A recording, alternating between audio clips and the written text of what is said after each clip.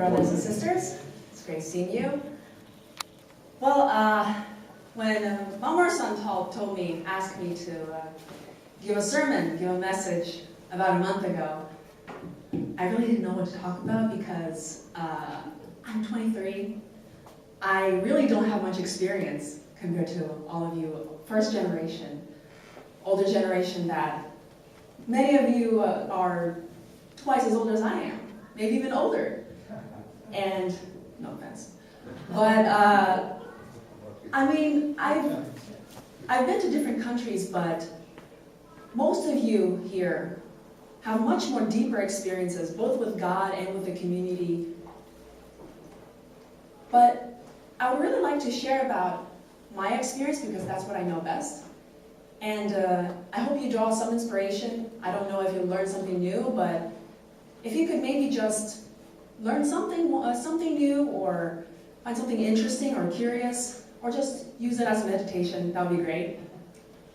And please don't fall asleep though.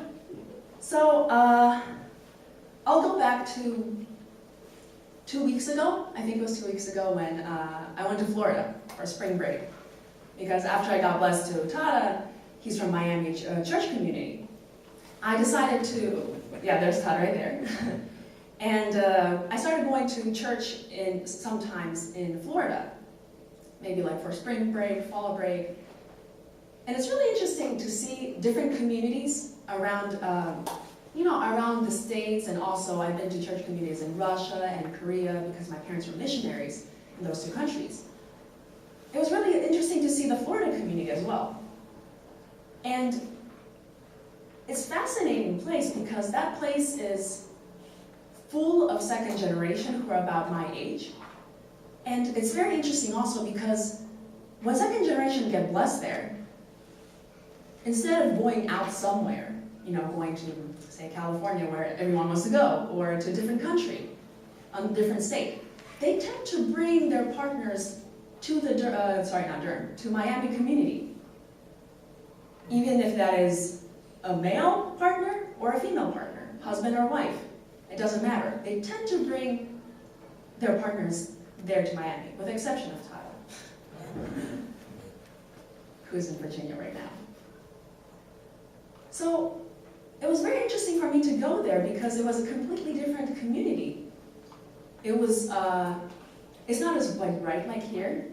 It kind of has the dark, kind of blue, purplish hue, and there's a band like we have here. But it's all run by second generation. It's very interesting. All the PowerPoint presentations, and the pastor there, like we have here, like Josh, his second generation. The pastor there is also second generation. The band, I believe, is all second generation as well. And in general, young people are really involved in keeping up the tradition that the first generation have established. It's like seeing, okay, the first generation have run the whole show for decades now. And then now that the second generation have grown up, how young adults grew up, it was really cool seeing that they were, taking the baton. They didn't completely, take over. They were really collaborating with the first generation, with the older generation who have the experience. And they bring some freshness. It was very refreshing to see that. And it was really cool also seeing that all the people there really seem like they want to be there, not necessarily, well, of course, to listen to God's word and to listen to pastor speak or whoever is giving the sermon that day, but to also just hang out with people. For example, so this is the Family Church of South Florida. That's the Miami community over there. I hope you can see some of the, do you see the picture? Thank you. Well, this is very dark. But, so you see the picture. So this is the band, just like we have, oh, perfect. So we have just like community here, we have, a band, and they decorated this very well. You see what I'm talking about, the purple, bluish hue is very cool. But beyond the sermon, beyond the just, church, listening to God's word, they also hang out after the church. So this is, they're literally playing soccer. after church on Sunday, which I thought was really cool. And then well, I'm not sure how much I grew up this, but they're playing computer games at church. You recognize the purple hues? They just brought the TV and they just started playing computer games. And that one right there is Tyler's brother in the back.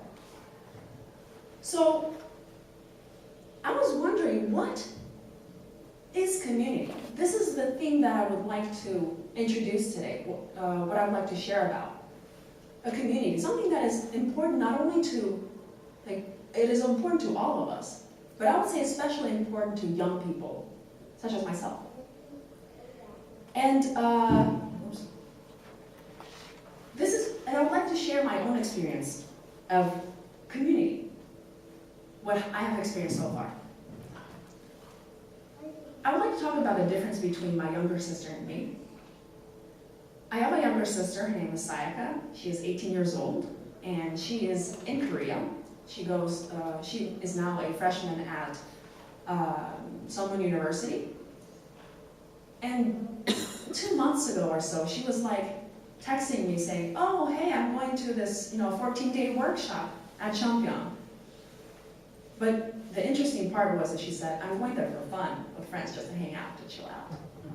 For me, that was crazy. I mean, okay, I've been to 14-day workshops there, 21-day workshops, 40-day workshops, but not to chill out with friends. I don't go there, because I really want to, just being really honest with you. It's more like my mom being like, study to my principal, God's word, join China team. No, that was me. I wanted to join China team. But it was crazy for me that my sister goes to Cheongpyeong, to a place like that where we think of as a sacred place where we connect with God and your parents with the Word, study and meditate and do the volunteer work like cleaning. For my sister and her friends, it's just going there for fun. And this hasn't happened to her once; it happened to her multiple times. And I was wondering, what is the difference? Why is my sister different from me? And I think the biggest difference is the community that we grew up in. Because we're all social animals, and we really long to belong to some community, some sort of support network. Growing up, I was the oldest second generation in Russia. I was born in Moscow, and I lived there for 15 years. And I was the oldest second generation. The oldest after me was on my sister's group, age group. So she grew up with people that of her age, with her peers, but not really me. I grew up with people who were outside of church. Of course, I had a huge network of first generation, really enthusiastic Russian first gen and the missionaries, like my parents.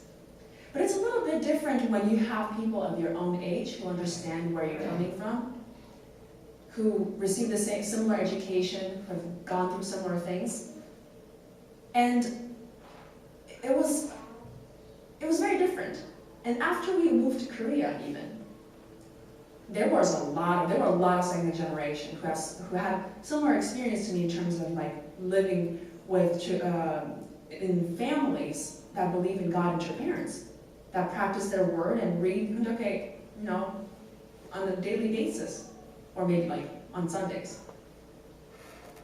Because I had the language barrier at the beginning, I could not really mingle with the second generation, who primarily spoke Korean. It was when I went to high school, when I started learning Korean, when I could speak Korean a little better, when I could, hang out with people outside of my church in my high school. That's when I created a community with whom I could hang out. My sister, however, she was surrounded by second generation of her own age, and she's now, fluent in Korean. So she has a group of friends who always just go to church, hang out just like them. Maybe not play video games, but at least, eat ramen or dance or sing and things like that, watch movies, all together. That's something that I really craved within my own church community. Because I had communities that had that, but I didn't have a church community. And it's very important for young people, I think, because we are very, I don't want to say insecure, but we are not very grounded. We don't have a foundation that holds us. And to give you a better example, when I first came to college, my mom was very nervous about sending me to the States because I've never lived in America before. And my mom allowed me to apply to colleges only where there was a church community, where there was a support network. Because she knew that if I did not have that, it would be very easy for me to stray off. So it was my mom's very wise choice. So I came here and I discovered a community that is based on where the Word of God and true parents. But I keep mentioning community, but what exactly is a community? It is something very important to all of us, especially to young people, to people like me who go from one place to the other without family. Young adults, young professionals who move from one state to the other because of job, leaving their family and friends behind. So what is a community? Community is,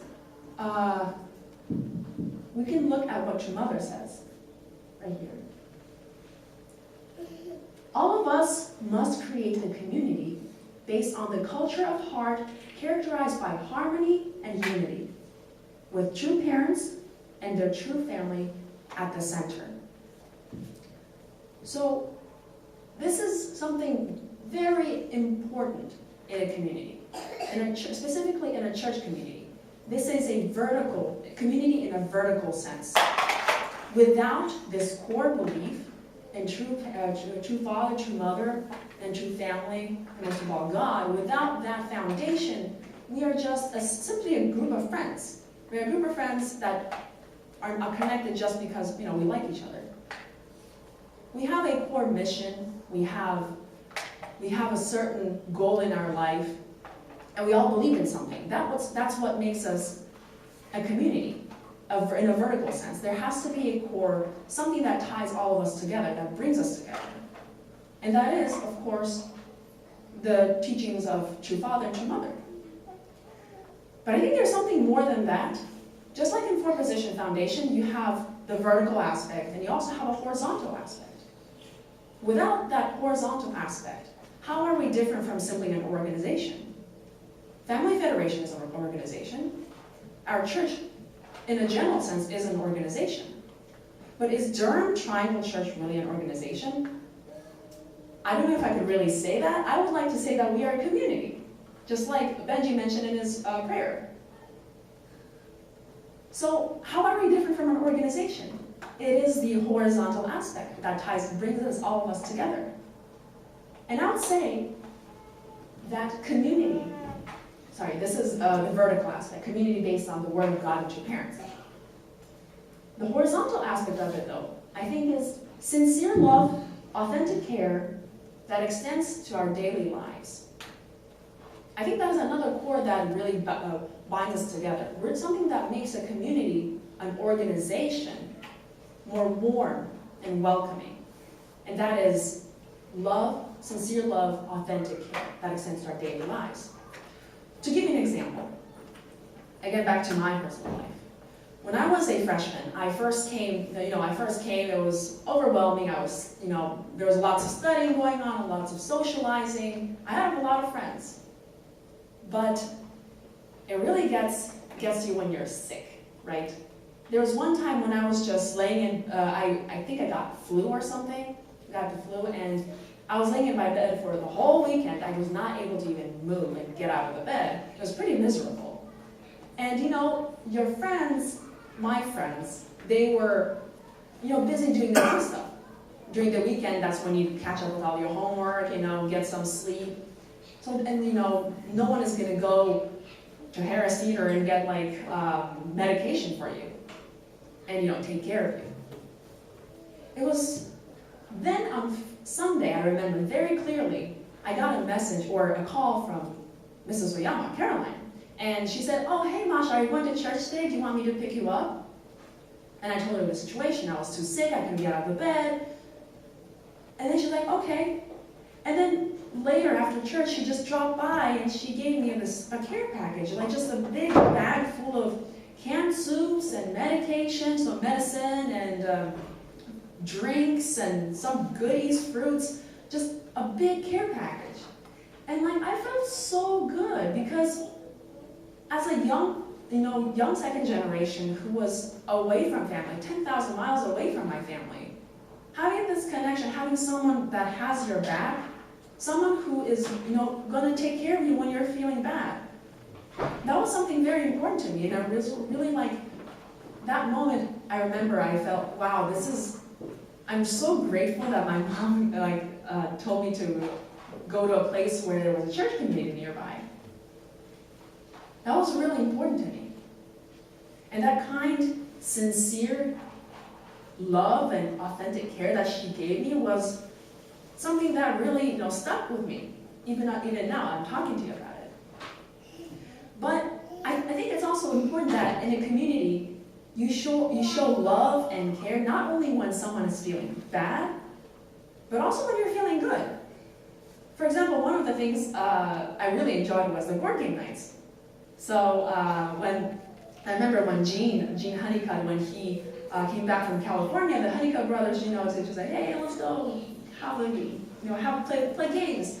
So they picked me up from my campus, and then we just drove to Insu and Ichen's place, and we just played games, and it was so fun. We had young kids playing on one side of the room, and on the other side of the room, we were just, I don't know how many people, like 10 people of us were just playing games with finger food and desserts that Ichen prepared for us. It was really awesome. So that was another example of how we can show love and care for each other, genuine love and care, not only when you're miserable and when you're sick, but also when you're happy. Because that is what a community does, in my opinion. When you share your love beyond the walls of a church, but to something broader, going beyond the walls and creating an extended family of some sort. So again, I think a community in a vertical sense is something that is bound together. It's something that has a core, which is a belief in God and your parents and practicing and praying and listening to sermons, and socializing within our church. But also something horizontal, which is sincerely caring and loving about each other beyond the walls of our church. And I think that is something very important. That is something that not only is important for us, for our personal lives, but also in bringing other people. I was really happy, for example, when during the living room, I was able to invite my best friends from Duke, who are not our church members. It was really cool. So something like this, extending our love towards others in order to come to invite other people in. That's something that our community can do. Something that a strong, warm, and welcoming community is capable of doing. So let's see what Father has to say about this. He said, you should know that your families must take on the incredible mission of restoring your tribe. In order to restore the tribe, you should write letters to them more than you did to your lovers or friends. Your sincerity should be twice as much as before. Sisters should make a very serious effort for their relatives with a more yearning heart than that with which they have for their parents. Restoration comes that way. Unless you once again are moved by a loving heart toward your relatives, restoration is impossible. So this is to Father's words literally about your tribe, so about your extended relatives. But based on how much True Mother talks about in tribal messiahship, I think we can extrapolate this to other people, to our tribes and communities. So he says here, sincerity and love is necessary, absolutely crucial in extending our love and care, our community to people outside. So if we just keep with it, our love, and if we care about our own nuclear families, our just close people, that is not going to really create a community. In order to really extend a community, to do that, we have to really, again, show our sincere love towards others and show our authentic care, extending it to not only other people but that we don't know, but also to people that we do know, in order to maintain that vibrant, loving atmosphere. So this is something that is really resonates to me, especially as a young person in the community. And I'm really hopeful about our church, because our community, because A, we already have great people here. Maybe because we have people like Josh and like Benji, who really, and a lot of you, who put effort into making our community better and more welcoming. For example, as I already mentioned, the living room, that project I think is great. Where we can just, of course, where we are remembered that we are all children of God and that we are here because of true parents, because we all believe in them. But also to just, eat together and to just socialize, and also to listen to music and hear a little bit of words. That's something that is very important from a community in a horizontal sense. And another example is that I'm really happy that we're organizing these young adult gatherings, and this is an example of how we extend the community beyond like church, or beyond the walls, physical walls of our church, by really involving young adults in our daily lives. For example, the second time we met, we talked about personal finance. That is something that we do, every single one of us has to deal with on a daily basis. And then coming together, really talking about such, personal things, that really, I think, helps to create a sense of a community. At least I really treasure that. And today we're also hanging out at Duke Gardens. And I think that's really wonderful. We're really going beyond the walls of our church in order to really deepen our connection. Deepen connection not only with the community, but among ourselves, horizontally. And I'm really glad and hopeful to see how we're creating these programs and taking step by step. We're taking steps towards deepening these connections, and I'm really glad to see that. And when I was in DC for almost more than half a year, I really was stressed out, of course because I had internships and I had classwork, but also because I didn't really have a sense of community that I belonged to, nowhere where I could just go and feel like I belong somewhere. Here I really do feel like there is a community and that we can really share our thoughts with each other, share our emotions, show our sincere love and authentic care that really extends beyond our church life into our daily lives. So I actually have a homework for you guys, and this is spoken by a college student, so you better listen up. Homework is very important. So I think it would be great if every